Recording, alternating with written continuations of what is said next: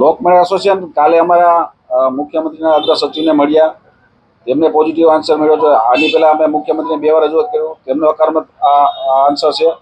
આજે અમારી Gandhinagar law and secretary સાથે જેને એસઓપી બહાર પાડી છે તેના અમારે એસોસિએશનના કમિટીના મેમ્બરો એની સાથે અમારા મિટિંગ છે. એટલે જે આ કાંઈ નિર્ણય લે, જો વહેલા નિર્ણય લે તો આ મેળાનો સુખદ અંત આવે એવી અમને આશા છે. શું માંગ છે તમારી?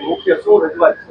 મુખ્ય રજૂઆત અમારે 4-5 મુદ્દાની છે, જે ફાઉન્ડેશન, જીએસટી બિલ અને ડોક્યુમેન્ટ ઓફ મેન્યુફેક્ચર છે. જેની જગ્યાએ અમે ડોક્યુમેન્ટ ઓફ ચાર્ટર્ડ એન્જિનિયરના ડોક્યુમેન્ટ માગેલા છે અને જે આઈએસઓ સર્ટિફાઈડ રાઇડ માગે છે કે જ્યાં એસેમ્બલ રાઇડ હોય, જે મોદી સાહેબનું સપનું છે મેક ઇન ઇન્ડિયા, તો જે હાથે લુહાર બનાવીને જે રાઇડ ઊભી કરે છે તો એ કોઈ કંપની નથી હોતી, જે પોતે જ બનાવેલી હોય છે. એટલે અમે એ આઈએસઓ સર્ટિફાઈડ રાઇડ આ માંગણી છે.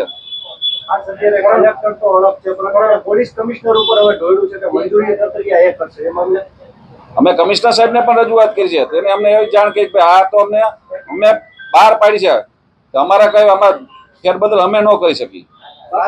લાખોની રોજગારીનો પણ સવાલ હોય છે. શું સ્ટેટસ અત્યારે છે અને ખાસ જે બહિષ્કારની વાત કરી હતી એસોસિએશને, એ માંગણી શું? આજે અમે બહિષ્કાર કર્યો તો આજે મારી બહિષ્કાર ઉપર ઉભા જ રહ્યા છીએ.